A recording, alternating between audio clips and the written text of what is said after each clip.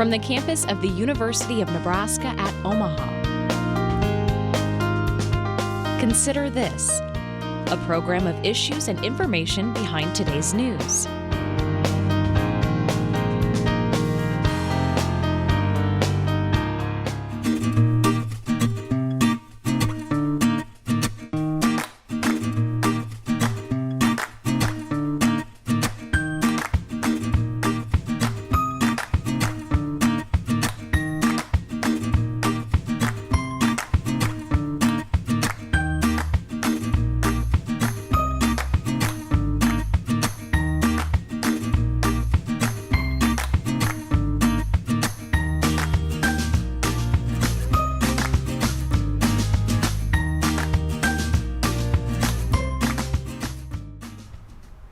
Hi everyone, I'm Kathy Wyatt. Welcome to the 5th edition of a special weekly series on Consider This, COVID-19.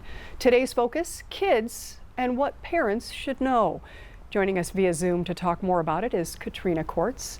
Dr. Kortz is an assistant professor in the Department of Psychiatry at UNMC. Welcome. Thank you so much for having me. I'm so excited to be here. Hey, I want to begin, before we talk about COVID-19, Doctor, tell viewers what is important to know about you heading into this conversation. Sure. So I am trained as a clinical child psychologist with specialties in pediatric psychology, meaning children who struggle with chronic health conditions, as well as looking to promote health behaviors like physical activity, exercise, healthy dietary practices. And I recently stepped into a new position at UNMC as the Director of Wellness Education under the leadership of Dr. Stephen Wengel. Okay, thank you. And to give some perspective, how are we defining kids in this interview? Great question. So when I think of kids, I think of kids between the ages of 0 and 18. However, the literature would suggest that maybe that period of adolescence extends to about age 25. So as I'm talking and thinking about it today, I'll really be thinking about kids under the age of 18. So often those that are still enrolled in education, high school, middle school, elementary school. Okay, Doctor, walk us through some of the more significant changes that those kids have experienced since news of COVID-19 came down the pike, starting with just the news itself. Mm-hmm. Absolutely. So while we had a little bit of a warning that this was coming, I think many of us were still caught off guard, our kids included in that. And so some of the changes that they've encountered and experienced are missing out on going to school every day. I also think this is now the time when sports season is really ramping up. So for those of our kids that play soccer or basketball, or those that dance, it's the time of dance recitals and things. And certainly for other kids that are involved in musicals and spring plays, those things have now been canceled, unfortunately. And so that's been a really significant change for so many of our students. And I especially worry and think about those with the milestone events. So our kindergartners, 5th graders, 8th graders, and our 12th graders that may be missing out on some of those really important end of year celebrations and transition periods. Yeah, as you're talking about that, it's a lot for anyone to process, let alone kids. Talk a little bit about that, especially mindful of how important routine is for them. So routines are naturally built into the school day. That's something that most kids benefit from. In fact, even as adults, we benefit from routine. And so it's really important as much as possible to be thinking about ways to maximize that routine and replace maybe what the school day had offered. Although I do have to admit, one of the things that really drew me to clinical child psychology was how resilient kids are. And so while this certainly is not an ideal time for anyone, I'm continually amazed and impressed with how resilient our little ones are. Yeah, I want to talk a little bit, you were saying, with schools and sports and activities, as the fields cleared, as the schools emptied and so forth, households got a little bit busier, right? 24/7 in so many cases. What's going on in Nebraska households right now? Chaos, and that's okay. Yeah.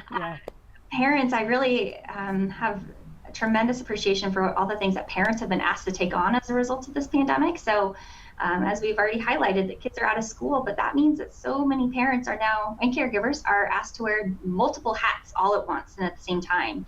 Not only are many of our adults working from home, but now they're expected to be teaching and homeschooling, as well as running a household, and now maybe even serving as coach and counselor and therapist. So parents have a lot of new hats and roles to wear. And I think that's true of many Nebraskans across the state. Yeah, this may be a good time to bring up that oxygen mask analogy, right? It's always good when those drop to put it on yourself first before you put it on to somebody else. And I think as parents, we sometimes forget to do that. We're so focused on our kids that we're not really taking the time to look at ourselves, how we're doing overall before we're trying to address someone else. So please talk about the importance of parents taking care of themselves in all of this. Yes, that's critical. Our kids' well-being is directly tied to how parents are doing. And so while I always encourage parents it's okay for them to not be okay, because this is unprecedented times and there's so many uncertainties, and perhaps that's what makes this maybe the most challenging of all, is that we don't know what to expect. But I think as a parent, it's really critical that you take time to honor and give some space for your emotions. The way that kids learn how to manage their own emotions is by watching the people around them, and certainly the parents are front and center in their world. And so while we want to be thinking about healthy ways to manage those emotions, it is okay as a parent to feel something other than happiness, to show sadness or disappointment and frustration. Those are okay things for your child to see.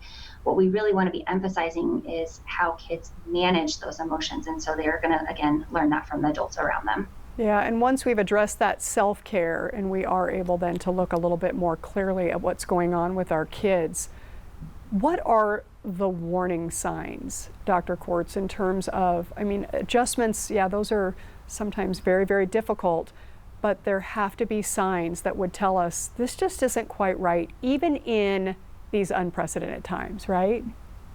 Definitely. I think the important thing to consider here is noticing what's different in your kids. So I'll give some recommendations of things to look out for, but I really want to highlight the key here is that noticeable changes or differences. So if one of the signs may be that your child is tantruming more often.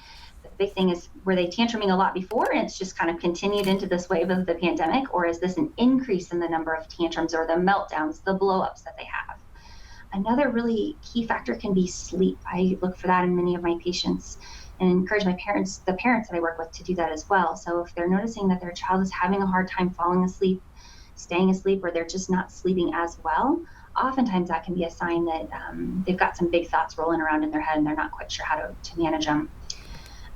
Other things we want to be looking for are like loss of interest in activities that they once loved. So if they really enjoyed playing board games and all of a sudden now they're just not interested and they're not willing to engage with you, that's a sign that maybe seeking some professional help is a good idea.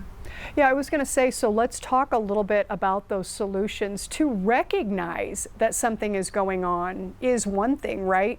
But again, you're in the throes of all of that. So what can parents be doing from home to help? You're mentioning activities and so forth where they aren't getting out to do that as often. So what's the alternative here? Maybe that's the better question. What types of things can we be doing at home to make sure that things remain as constant, as stable as they possibly can? Absolutely. So as we discussed in the meeting, looking for structure and routine and consistency. As adults, we thrive on those things, but especially so in our children. And so to the extent possible, really be thinking about ways that you can help structure your child's day in a way that might be somewhat comparable to that of their school day, something that they're used to. We know that structure brings comfort because it's predictability. We know what to expect. And that is so true for kids who have, quite honestly, very little control of what happens in their day-to-day life anyway. So as a parent or as a caregiver, you can help implement some of that control by helping them know what to expect. So I think of that as a frontline first recommendation that I give to most families that are struggling with this issue right now, is find a way to build in some structure. It doesn't have to be scheduling down to the minute. I'm sure many viewers have seen, as I have on social media, these parents who've created these elaborate schedules where the child is booked up down to the minute throughout the day. And that's not quite what I'm talking about.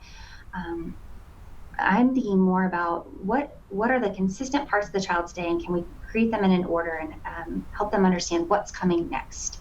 Certainly, if it works for your family to have an hourly schedule, that's just fine. But for those parents that feel somewhat overwhelmed by that idea, it's not always about scheduling it down to the minute. It's about creating some consistency in the child's day-to-day life, and that's one of the first line recommendations that parents can follow.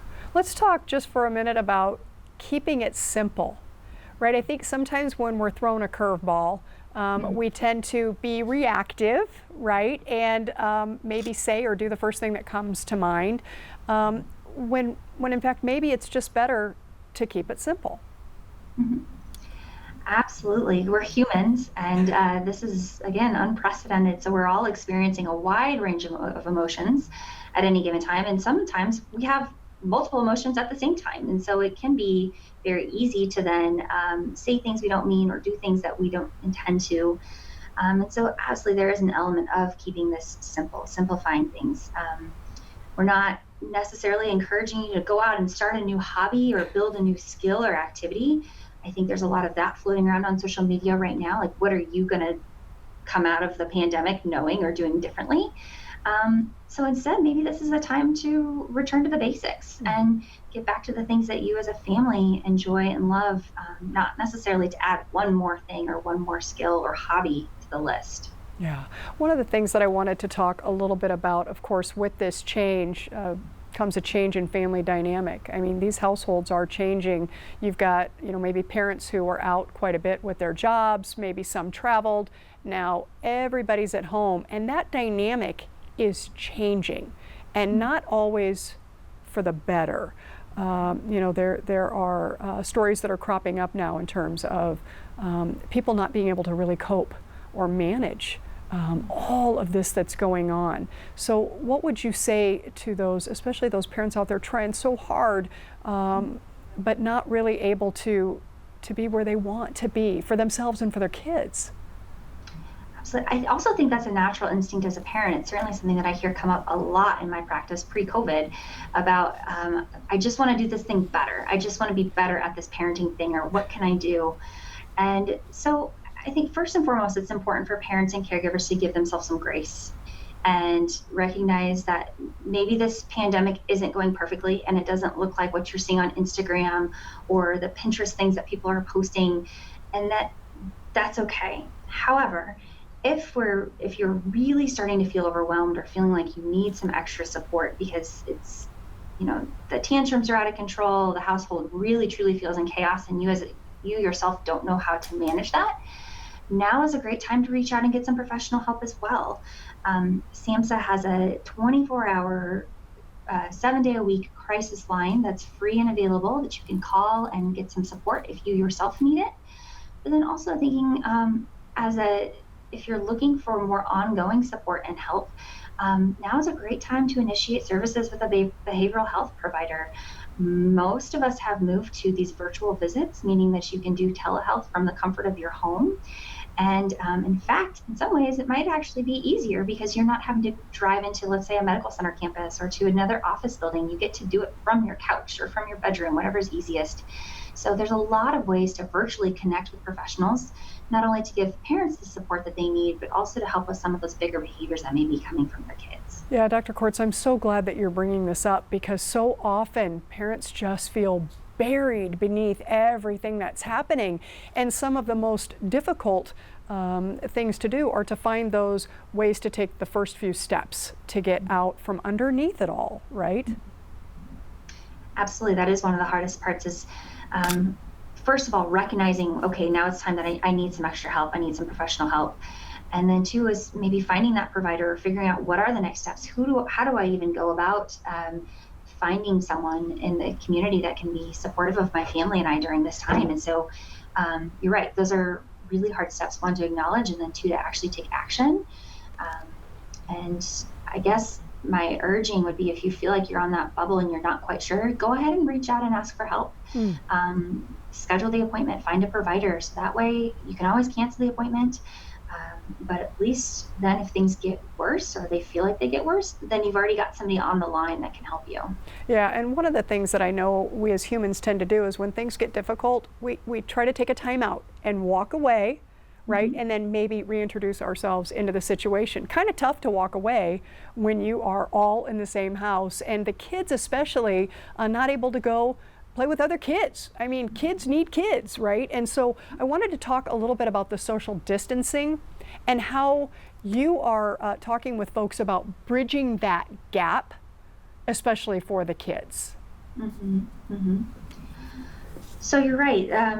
The social distancing, or I would prefer to call it physical distancing, because we're not trying to socially disconnect people. We just don't want them physically to be in the same proximity as much as possible. So if we're thinking about physical distancing, if you're locked in an apartment or a smaller home and you've got kids, it certainly can feel like the walls are closing in on you. However, if we're truly thinking physical distancing, families can still go on walks. Now, again, we want to maintain that physical distance and make sure that you're wearing the masks and following all the CDC guidelines for safety. But we are not necessarily locked down in our homes. And so if you are feeling like you need a little bit of a break, it's okay to venture out and go on a walk. Just make sure you maintain that physical distance from others. And I also think that's really important. We need to make sure that we're still getting sunshine and physical activity. Those are all things that are critical to our health and well-being, as is true for our kids as well. So certainly it's a great strategy to leave the house and go for a walk if you're having a hard time managing those tough emotions. But also just thinking proactively, it's a good thing to get out and get some exercise, as long as we're, again, maintaining physical distance and following CDC guidelines. Okay, thank you. Monday, May 4th, a big day in this state. Governor Ricketts going to begin to reopen businesses in Nebraska. As we transition, Dr. Kortz, talk about what's important for us to know in hopes that we're going to get back to some sort of normalcy.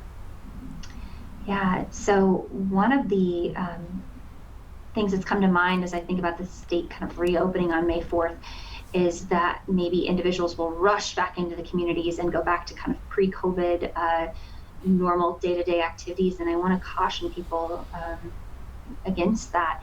And so while that's really tempting to do now that everything is open again, maybe be thinking about slowly and gradually adding activities back in. So many individuals have been confined to their homes and haven't left even to go to the grocery store. So think about adding activities back in slowly rather than just rushing back out to pre-COVID routines and activities.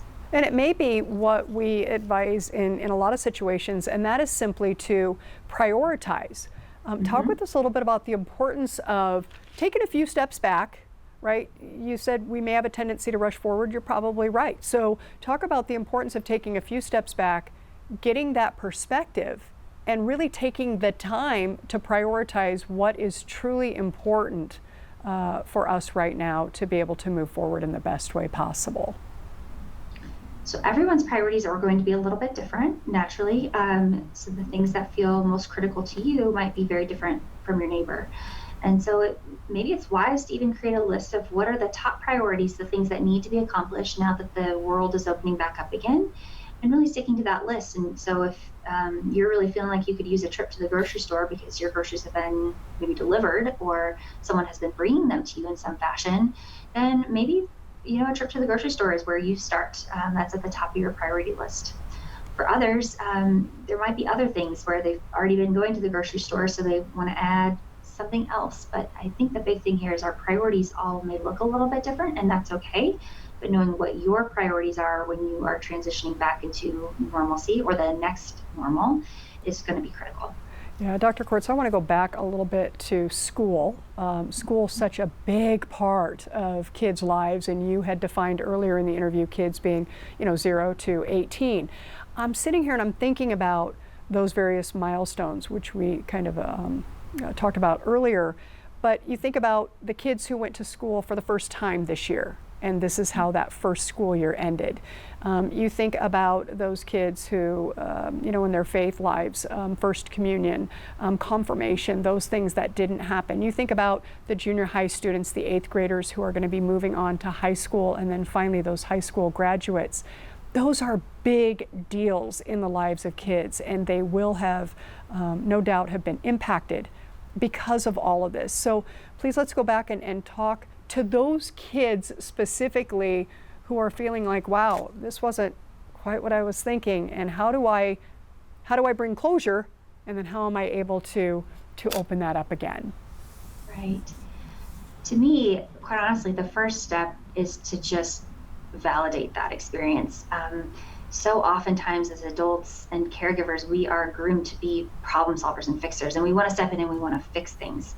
This pandemic has really highlighted that this is not something that's easily fixed. Certainly, we've got some amazing teams on the front lines that are trying to fix it and make things better. But as a parent or a caregiver and thinking about the life of your child, this is not an easily fixable situation. So I really encourage parents to step back and think about just acknowledging and validating how hard this is for the kids, and saying, I know you're really disappointed that you didn't get to have your spring dance recital, or that you really miss your teachers right now and you'd love to say goodbye to them and miss getting to see them every day. I think that is huge. Just by recognizing and acknowledging that the experience of the kids really goes a long way. And I think oftentimes that's so underplayed. We don't, as adults, often just step back and express and acknowledge the emotions that are associated with the losses that the kids have experienced. And truly, it is powerful, but especially so when we can't easily fix what's been done. Mm-hmm. We can't, go back and fix the last 3 months and replace some of those activities that kids have lost. I think many people are working on that, and I encourage them to do so. But in terms of the day-to-day lives of our kids and what parents can offer, simply validating and expressing how much they understand that kids are sad, understandably, or frustrated or angry or mad that some of these big events didn't get to happen the way that they had foreseen them. One of the beautiful things that has come out of all of this, though, is seeing how people have been so creative, thinking outside the box, focusing less on what we aren't able to do and more on what we can do. In your field and in the stories that you've heard, is there any one story that stands out where you think, oh my gosh, that was so cool that they thought to do that amidst all of this? Oh, there's so many examples. So I myself attended a drive-by birthday party for my nephew just this weekend, and you're seeing so many stories about these things and how cool. My nephew reported that it was the best birthday he's ever had, and it was just a line of cars driving by him. And I think for some of our younger ones, again, they're so resilient, and so you hear these stories and they're thinking, wow, I had a parade in honor of my 5th birthday maybe. And you're seeing this just time and time again of the police officers that will drive their cars by, or the fire trucks, fire engines that are doing these big elaborate parades, specifically for kids' birthdays. And those are some of my favorite. And I would imagine, having seen it through the eyes of my 5-year-old nephew, it's really powerful to think, wow, I had a parade in honor of my birthday this year. What did you get?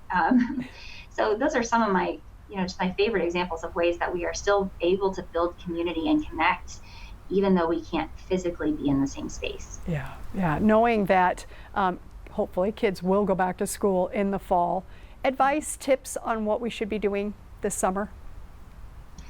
So one of the biggest things that I've been hearing from a lot of my friends who are teachers is that they are prepared and understanding that academics may have taken a hit because of this, that while parents are certainly trying their best to educate while at home, there's barriers to that.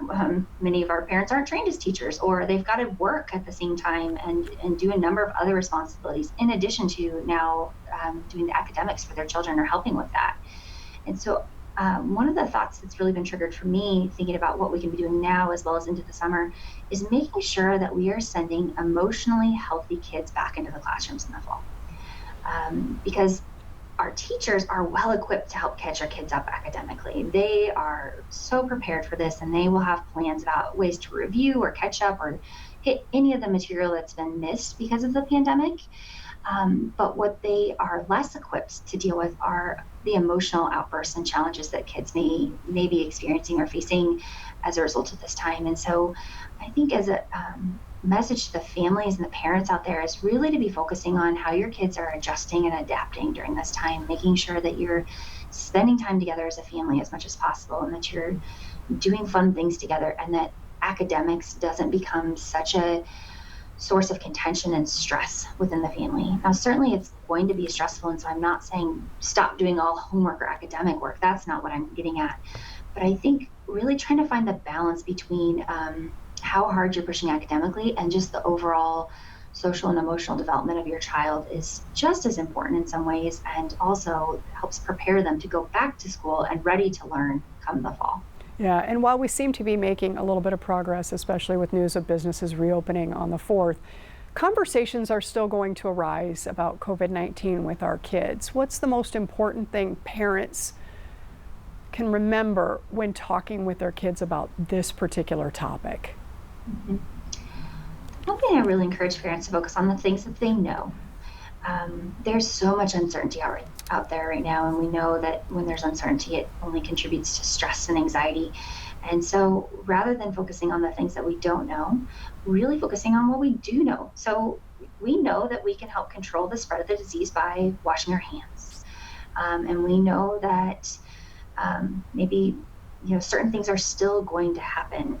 So I want to encourage parents to focus on the stuff that we know and the stuff that we know that works. Also trying to avoid conversations about things that may happen in the future but aren't nailed down officially. So for instance, if your school is possibly planning a parade at some point in the next few weeks, I would avoid discussing or encouraging that until you know that the details are finalized, because again, kids are looking for structure and consistency and predictability. And so the more inconsistency or unpredictability that we introduce, the more stress and anxiety it's likely going to create for them. So really sticking to events that you know are planned and are going to happen. If the parade is planned for Friday and it's going to happen and everybody's on board, great, go ahead and talk about it. That's a good thing to talk about. But if the details are still a little murky, or we're not sure it's going to happen or it's going to be carried out, those are the events that I would maybe limit kids' exposure to. Again, we don't want to get their hopes up and then have them get upset because it never came to fruition. So focusing on the things that they know will happen and the things that they themselves can do to take some control back of the situation. Oh, such great advice today. COVID-19, kids, and what parents should know. Dr. Kortz joining us. Thank you so very much for sharing your time and expertise. Best wishes to you moving forward. Thank you for having me. You betcha. And thank you all for watching. We'll see you next week.